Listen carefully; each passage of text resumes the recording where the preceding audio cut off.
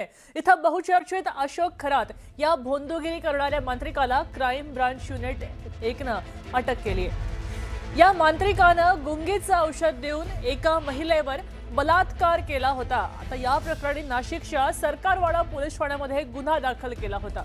महत्त्वाची गोष्ट म्हणजे या भोंदू बाबाकडे अनेक राजकीय नेते जात होते आणि त्यामुळे राज्यामध्ये एकच खळबळ झाली। या प्रकरणी उद्धव बाळासाहेब ठाकरे गटाच्या नेत्या सुषमा अंधारेंनी खळबळजनक आरोप केलेत। बलात्काराच्या आरोपामध्ये अटक केलेला अशोक खरात महिला आयोगाच्या अध्यक्षा रुपाली चाकणकरांचा गुरु आहे, असं सुषमा अंधारेंनी एक्सवर पोस्टमध्ये म्हटलंय। तर महिलांचं शोषण करणारा बाबा जर रुपाली चाकणकरांचा गुरु असेल तर रुपाली चाकणकर या महिलेचं रक्षण ते कसे करतील, असा प्रश्न सुषमा अंधारेंनी उपस्थित केलाय। आपल्यासोबत सुषमा अंधारे स्वतः फोन लाईनवरून जोडल्या गेलेल्या आहेत। सुषमाताई, तुम्ही असा एक आरोप रुपाली चाकणकरांवर केलेला आहे की रुपाली चाकणकरांनी अशोक खरात यांना गुरुपद बहाल केलंय, त्याबद्दल तुम्ही काही पुरावे देऊ शकता का? मी पुरावे ऑलरेडी दिलेत। मी पुराव्याशिवाय कधी बोलतच नाही। मी पुरावे देऊन बोलत आहे।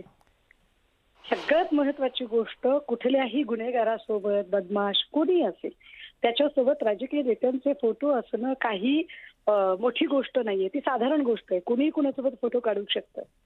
मात्र एखादा नेता एखाद्या गुन्हेगारावर छत्री धरत नाही। ज्या पद्धतीने चाकणकरांनी त्या भामट्याच्या डोक्यावर छत्री धरलेली आहे, हे प्रतीक आहे की एका लिंगपिसाट माणसाच्या डोक्यावर महिला आयोगाचं छत्र आहे। महिला आयोगाच्या छत्रछायेखाली हे सगळं चाललेलं होतं, कारण त्या संस्थेच्या संचालक पदावरही चाकणकर आहेत। मी त्याचेही पुरावे दिलेले आहेत। त्याच्या प्रत्येक वाढदिवसाला चाकणकर आवर्जून तिथे उपस्थित राहायच्या, मी त्याचेही व्हिडिओ पोस्ट केलेले आहेत। मी पुराव्याशिवाय काहीच बोलत नाहीये।